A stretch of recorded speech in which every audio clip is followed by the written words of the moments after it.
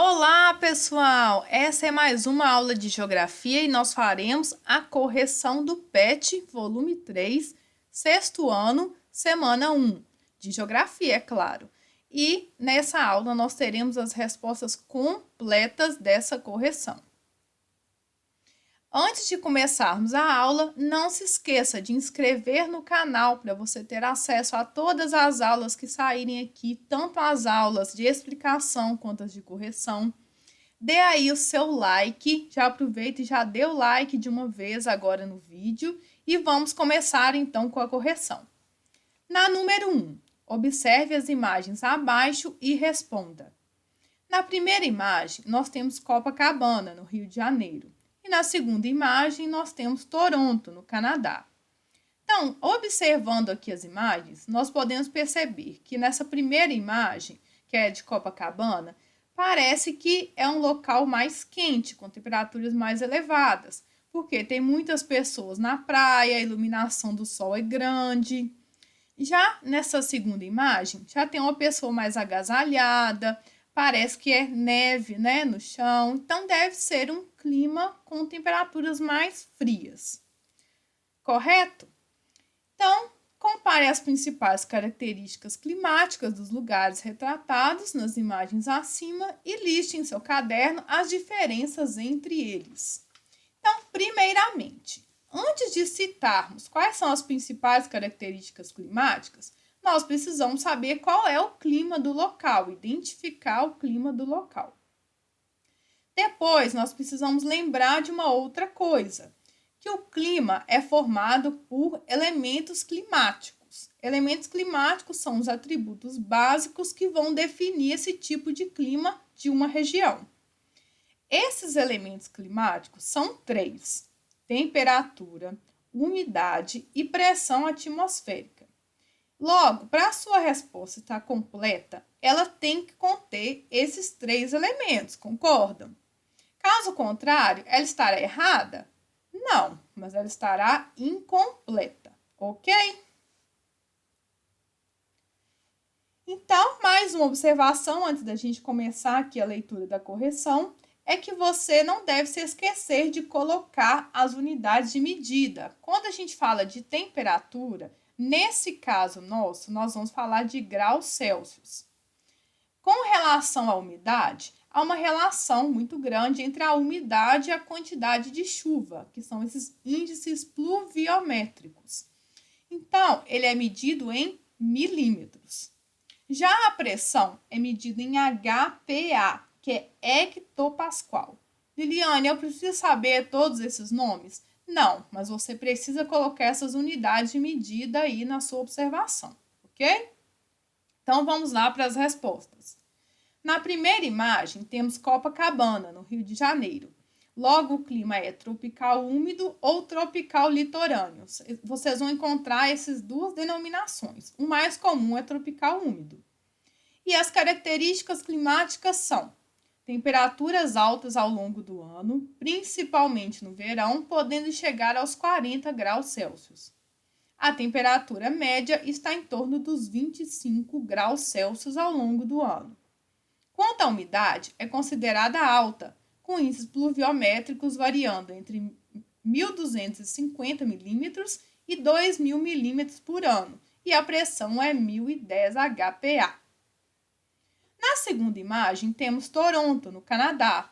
Logo, o clima é temperado, e as características climáticas são temperaturas baixas ao longo do ano, principalmente no inverno. É tão frio que a temperatura pode chegar a menos 15 graus Celsius. Então, a temperatura aí negativa, né? E no verão chega a 10 graus Celsius. Quanto à umidade, a pluviosidade é média, né? Ou possui um valor médio, com cerca de 785 milímetros ao ano. E a pressão é a mesma lá do Rio de Janeiro, 1.010 HPA. Ok? Se vocês precisarem de anotar aí as observações aqui da correção, você pode parar o vídeo e anotar. Número 1, letra B. Alguns dos lugares retratados apresentam características climáticas semelhantes àquelas do local onde você vive? Em caso positivo, quais são? Então, no Brasil, nós temos uma grande parte do país com clima tropical.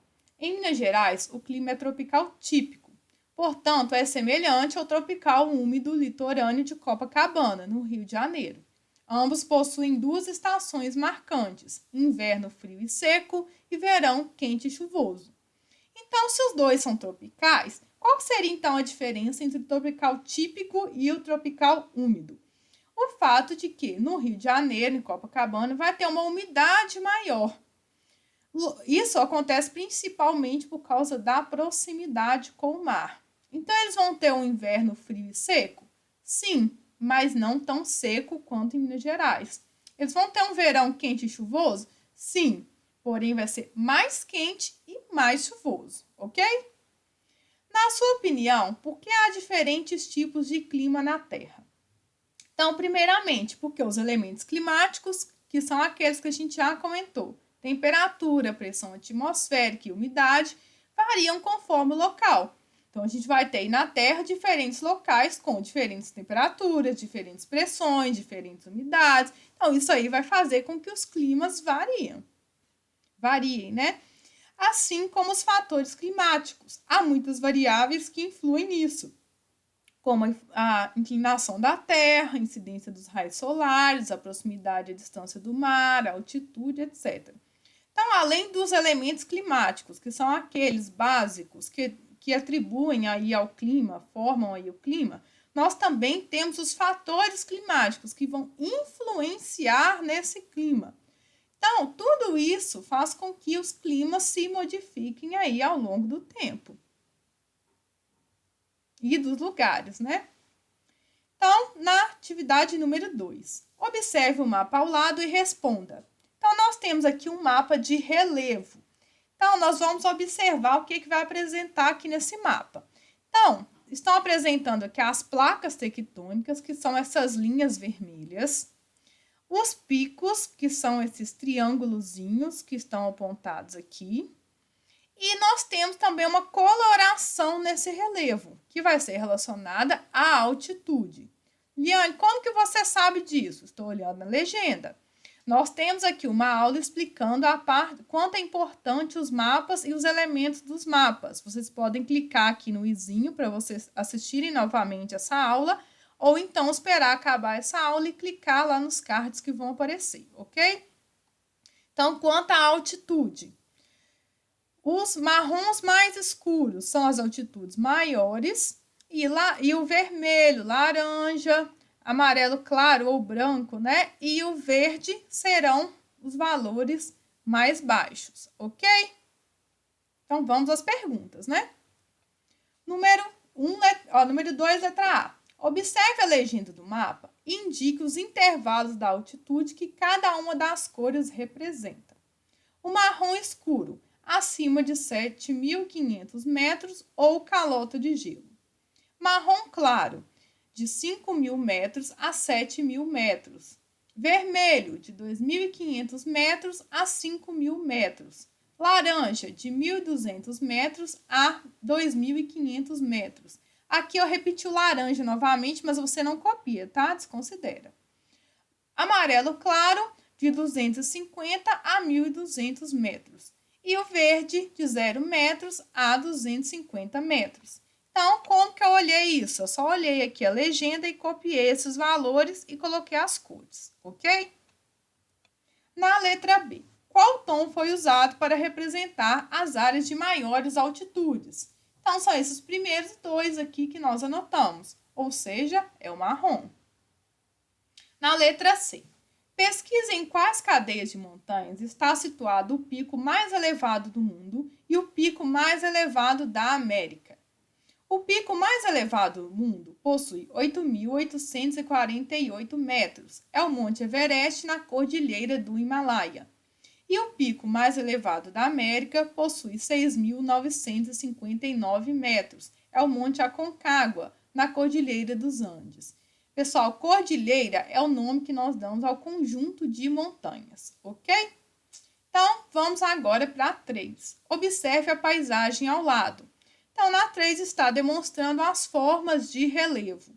Então, antes da gente passar para a resolução do exercício, vamos dar uma relembrada aqui nos tipos de relevo. Então, nós temos, primeiramente, as montanhas, que são os relevos mais altos.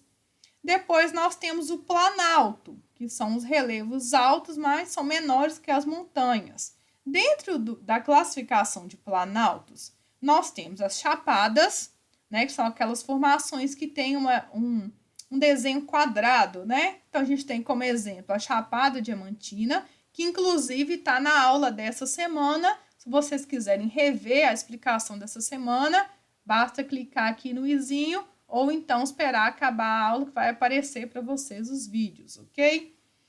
Então, além da chapada, nós também temos as serras e os morros. Os morros são um aumento assim do relevo, geralmente eles são individuais, né? São sozinhos, podemos dizer assim. E a gente tem como exemplo aqui no Brasil o Pão de Açúcar. E as serras são também um tipo de planalto, porém com um declínio mais forte, né? Eles têm uma inclinação maior, né? Enquanto o morro é um declínio mais suave, né? Mais redondinho, podemos dizer assim. E a gente tem depois a planície, que seria uma área praticamente plana, e nós temos e as depressões, que são as áreas mais baixas aí do relevo, que comparado com as áreas ao entorno, vão ser umas áreas mais rebaixadas. Nós temos dois tipos de depressão. A depressão relativa, que é comparada às áreas vizinhas, e a depressão absoluta, quando ela é abaixo do nível do mar. Então, vamos olhar aqui a classificação e ver a resposta dessa atividade. Então, nessa primeira aqui, nós temos a planície, lá é a área um pouquinho mais reta. A montanha seria essa área aqui mais alta. A depressão, porque ela está bem abaixo lá, né, das áreas vizinhas. O morro, porque essa área é bem arredondadinha aqui. O planalto seria, no caso aqui, seria um relevo até, de certa forma, chapada, né? Porque ele é bem quadradinho, ok? Número 4. Leia a frase ao lado. Estão acabando com a floresta amazônica. E eu com isso? Eu moro em Minas Gerais. Você concorda com essa frase? Por quê? Pesquise sobre a importância da floresta amazônica para o planeta Terra. Então, obviamente, você não vai concordar com essa frase, né? Então, por quê? Na Amazônia, encontramos a Bacia Amazônica, que é a maior bacia hidrográfica do mundo, e a Floresta Amazônica, que é a maior floresta tropical do mundo. Nela crescem 2.500 espécies de árvores e possuem alto índice de biodiversidade. Seus recursos naturais, que, além de madeira, incluem enormes estoques de borracha, castanha, peixes, minérios, por exemplo, representam uma abundante fonte de riqueza natural. A melhor forma de explorar esses recursos naturais é considerar a sustentabilidade, sem desconstruirmos o habitat natural. Precisamos cuidar da floresta amazônica, assim como do bioma cerrado aqui da nossa região. Então, vocês podem copiar essa resposta. E com relação à floresta amazônica, nós temos um vídeo aqui do canal falando das características da floresta amazônica e também da sua degradação por causa das queimadas. Para você assistir esse vídeo, basta clicar no izinho aqui em cima ou, quando acabar a aula, clicar em um dos vídeos que irão aparecer, ok? E na 5, que é a nossa última questão, observe a ilustração ao lado e responda às questões. Então, nós temos aqui a quantidade de água salgada no mundo e a quantidade de água doce. Então, nós podemos perceber que a quantidade de água salgada, que está representada principalmente pelo mar, é bem maior que a de água doce. Lembrando que a de água doce é a água que nós utilizamos para consumo. Então, onde que estão distribuídos esses 3,5% de água doce? Nas geleiras, 68,7%. Na atmosfera, 0,04%, no caso em vapor d'água. Na superfície, nos rios, pântanos, etc., 0,3. Na umidade do solo, 0,86. E sob a terra, que é a água que a gente chama de água subterrânea, 30,1%. Então, vamos para as questões. Qual o percentual de água salgada e de água doce no planeta? De água doce é 3,5% e de água salgada é 96,5%. Aqui faltou escrever, mas vocês completem aí na resposta de vocês, tá? Porque nem toda a água doce da Terra está disponível para o consumo imediato. Porque a maior parte da água doce está solidificada em forma de geleiras ou neves permanentes, outra parte está em forma de vapor na atmosfera e outra parte está em umidade do solo. E temos ainda a água doce subterrânea, presente nos aquíferos. No Brasil, nós temos um importante aquífero, que é o aquífero Guarani. Então, nós podemos considerar que a água subterrânea é uma água de consumo imediato? De certa forma, sim. Mas a que a gente pode considerar, aquela que a gente utiliza mais, é a água aí dos rios. Ok? Tem uma aula aqui também no nosso canal falando sobre o aquífero Guarani. Pode clicar aqui em cima para você assistir a aula. Ou agora, ao final da aula, vão aparecer os cards aí para você. Ok? Obrigada. Até a próxima aula. Tchau, tchau.